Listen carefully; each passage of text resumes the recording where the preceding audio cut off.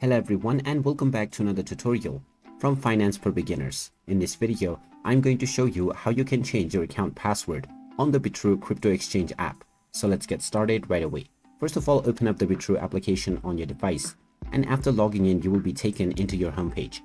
From here, tap on the profile icon at the top left corner, and now you will see the Security Center option. Go ahead and tap on it, and then tap on Password. This will then take you into your password page, where you will be allowed to change your password.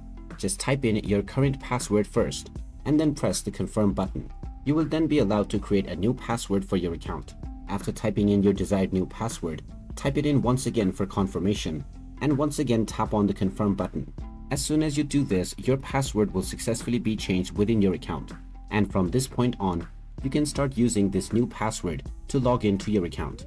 And once your password has changed, you will be asked to log into your account once again. You can do this by using your new password. So there you have it. That is how easy it is to change your account password on the Bitrue crypto exchange app.